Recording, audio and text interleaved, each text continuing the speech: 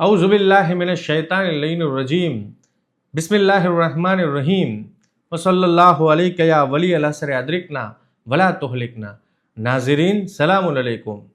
સૌ પ્રથમ તો હું આજની આ વિલાદત કે જે ઇમામ હસન અસ્કરી અલીહિ સલામ વાલિદ ઇમામે ઝમાના અલીહિ સલામની જે વિલાદત છે એની મુબારકબાદ ખુદ ઇમામે ઝમાના અલીહિ સલામની બારગાહમાં અને ત્યારબાદ આપ સર્વે નાઝરીનની બારગાહમાં પેશ કરું છું।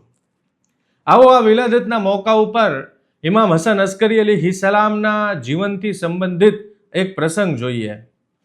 અબુલ કાસિમે કૂફી પોતાની કિતાબ તબદીલની અંદર આ રિવાયત નકલ કરે છે કે ઇસ્હાકે કિંદી ઈરાકનો ખૂબ જ મશહૂર ફિલોસોફર હતો અને ખૂબ જ આલિમ પણ હતો, જાણકાર પણ હતો। એણે પોતાના ઘરની અંદર એકાંતની અંદર બેસીને કુરાનની અંદર તઝાદ એટલે કે વિરોધાભાસ શોધવાનું શરૂ કર્યું અને એણે એવી આયતો ભેગી કરી કે કુરાનની એક આયત કાંઈક કહેતી હોય અને બીજી આયત એની વિરુદ્ધમાં કહેતી હોય અને એ રીતે એણે ભેગું કરી અને એક એવી કિતાબ ભેગું કરવાનું ચાલુ કર્યું કે કુરાનની અંદર વિરોધાભાસ છે, એટલે કે કુરાન મોજીઝો નથી અને અલ્લાહની કિતાબ નથી। પરંતુ ઇમામ અલીહિ સલામ તો ગૈબના જાણકાર હતા। ઇમામ હસન અસ્કરી અલીહિ સલામ પાસે આ ઇસ્હાકે કિંદીનો એક શાગિર્દ એક દિવસ આવે છે। ઇમામ અલીહિ સલામ એ શાગિર્દને મુખાતબ થઈને કહે છે કે શું તમારામાંથી કોઈ એવો સમજદાર વ્યક્તિ નથી કે જે પોતાના ઉસ્તાદને આવા કામથી રોકી શકે કે જે કુરાનની અંદર વિરોધાભાસ કાઢી રહ્યો છે? તો સ્વાભાવિક છે કે એ તો સ્ટુડન્ટ હતો અને સ્ટુડન્ટે કીધું કે ભાઈ એ તો અમારો ઉસ્તાદ છે, અમે એને એના કામથી કઈ રીતે રોકી શકીએ? અમારી શું વિસાર, શું એ અમારી વાત સાંભળશે? ઇમામ અલીહિ સલામ કહે છે કે હું તમને એક વાત તાલીમ આપું છું, હું તમને એક વાત શીખવાડું છું। સૌથી પહેલાં તો તમે તમારા ઉસ્તાદ પાસે જાઓ અને એનાથી એકદમ ઉનસિયત, એનાથી માણૂસ થાવ, એનાથી લાગણી કેળવો, એનાથી નજદીક થાવ, ત્યાં સુધી કે તમે એના કામમાં હાથ બટાવો, એની મદદ કરો અને ઉસ્તાદને એવું લાગે કે તમે એનાથી એકદમ નજદીક થઈ ગયા છો, તમારી ઉપર ભરોસો કરવા લાગે, ત્યારે તમે એને એક સવાલ કરજો કે ઉસ્તાદે મોહતરમ, તમે કુરાનની આયતનો જે અર્થ લેવા માંગો છો, શું શક્ય છે કે અલ્લાહ કે જેણે કુરાનની આ આયતો નાઝિલ કરી છે એમાં અલ્લાહનો કહેવાનો મતલબ અને કહેવાનો જે અર્થ છે એ તમારા અર્થ કરતાં અલગ હોય? જ્યારે તમે આ સવાલ કરશો એટલે એ આલિમ શખ્સ છે એ વિચારવા લાગશે કે આ વસ્તુ બની શકે કે ન બની શકે, અને પછી એ તમને કહેશે કે હા આ તો પોસિબલ છે।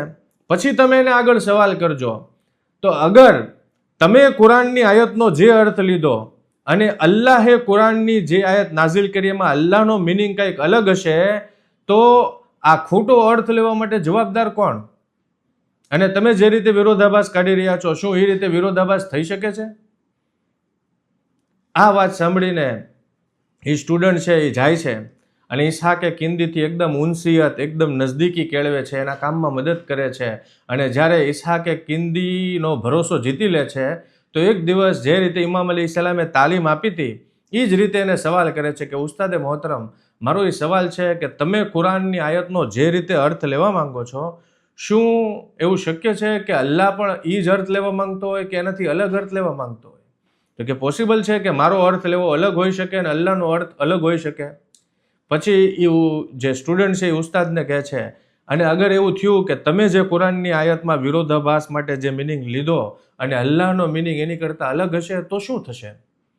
જ્યારે આ સવાલ સાંભળ્યો તો એ ખૂબ ગૌર ફિક્ર કરવા લાગ્યો અને ખૂબ જ ઊંડી સોચની અંદર ડૂબી ગયો અને એણે એ વસ્તુ ફીલ કરી અને અનુભવી કે નહીં, આ પોસિબલ છે કે જે હું અર્થ લઈ રહ્યો છું એ અર્થ અલ્લાહે ન લીધો હોય, અને પછી પોતે જે કાંઈ એણે આયતો ભેગી કરી હતી એ બધી વસ્તુઓનો નાશ કર્યો અને પોતાના કામથી હટકી ગયો।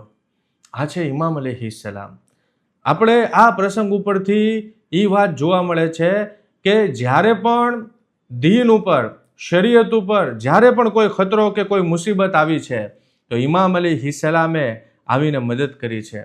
અને ઇમામ અલીહિ સલામ કુરાનના મુહાફિઝ પણ છે અને કુરાનના મુઅલ્લિમ પણ છે।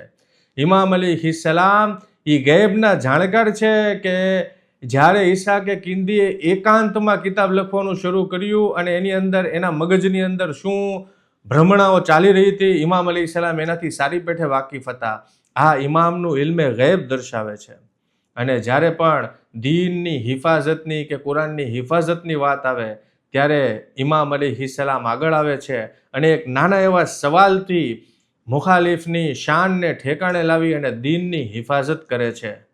આ છે ઇમામ અલૈહિસ્સલામ.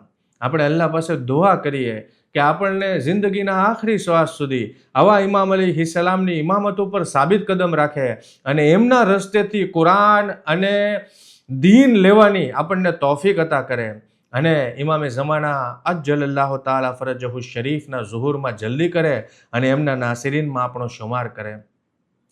વ આખિરુ દાવાના અનિલ હમ્દુલિલ્લાહિ રબ્બિલ આલમીન. अल्लाहुम्मा सल्ली अला मुहम्मद व आले मुहम्मद. इन्हीं के दम से है सहर, इन्हीं के दम से शाम, सब पढ़ो दुरूद और सलाम. आ गए हैं 11वें इमाम, आ गए हैं 11वें इमाम.